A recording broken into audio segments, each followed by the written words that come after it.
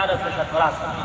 आमीन सबको अल्लाह रब्बुल इज्जत हज करवा दे, आमीन सबकी मग़फ़िरत फरमा दे। कहिए आमीन। आमीन। वाह, बहुत मोहब्बत वाले हैं क्या मुफ्ती साहब? वाह, अल्हम्दुलिल्लाह। अरे मोहब्बत हो तो ऐसी हो, इश्क हो तो ऐसा हो, जहाँ इश्क है वहाँ दर्द नहीं, ओह, और जहाँ दर्द है, क्या बात। अरे बोलो यार, वाह क्या बात है, माशाअल्लाह। अल्लाह आप सबकी मोहब्बत को अपनी बारगाह में कबूल फरमा। अब ध्यानपूर्वक से सुनने की जरूरत है। मैं पूरे जलसे का खुलासा आपके सामने पेश करने जा रहा हूँ।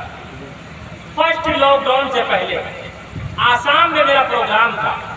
जब मैं स्पीच से फारिग हुआ तो कुछ हिंदू भाई और कुछ क्रिश्चियन भाई मेरे करीब आए, आकर कहने लगे, गुरुजी आपकी सारी बातें मुझे बहुत अच्छी लगी, लेकिन आपकी एक बात मुझे अच्छी नहीं लगी।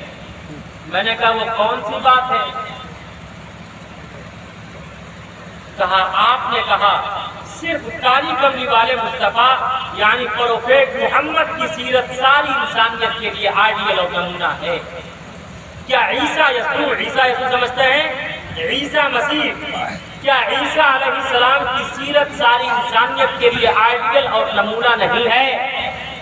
तो मैंने उनसे कहा कि सुनो, अगर ईसा अलैहिस्सलाम की सीरत सारी इंसानियत के लिए आइडियल और नमूना है, तो आप ये बताइए ईसा अलैहिस्सलाम ने निकाह कैसे किया और ईसा अलैहिस्सलाम ने अपने पुत्र और पुत्रियों को शिक्षा और ज्ञान कैसे प्राप्त करवाया?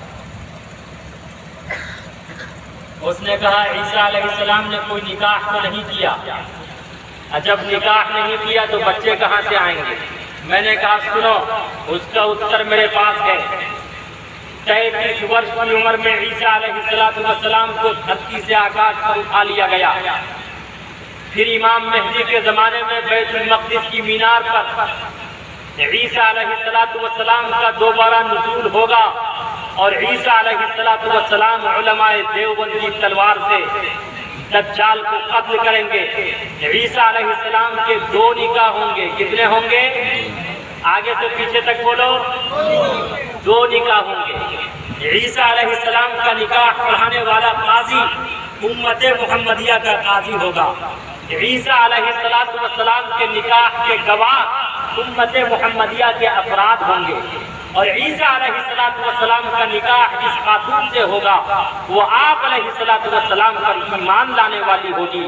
तो खुद ईसा अलैहिस्सलाम की जिंदगी उस वक्त तक कामिल और अकमल नहीं होगी जब तक कि वो आप अलैहिस्सलाम के आइडियल को ना अपना लें, आप अलैहिस्सलाम की सीरत को अपने लिए नमूना और उसवा न माने। तो उसने फौरन मुझे चिढ़ाने के लिए कहा, मुफ्ती साहब फौरन मुझे चिढ़ाने के लिए कहा, आप उस मोहम्मद की बात करते हैं, मोहम्मद ने सिर्फ शादियां ही तो की है, उसके सिवा और क्या किया है? आप अंदाजा लगाइए, अगर कोई हिंदू भाई से कहे श्री कृष्ण जी ने सिर्फ विवाह ही तो किया है, सिर्फ निकाह ही तो किया है, तो उसे कितना गुस्सा आएगा, वो किस कदर लाल और पीला होंगे, वो किस कदर उन्हें इमोशनल होंगे, वो कितने जलाल में आएंगे, वो किस कदर बरहम होंगे।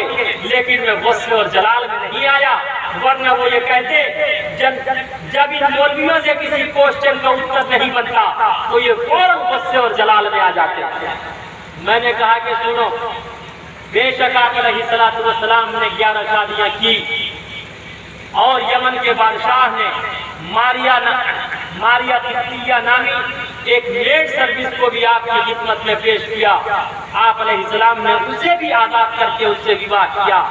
बेशक आप अलैहिस्सलाम ने 12 शादियां की, लेकिन श्री कृष्णा जी ने 16,108 विवाह किया।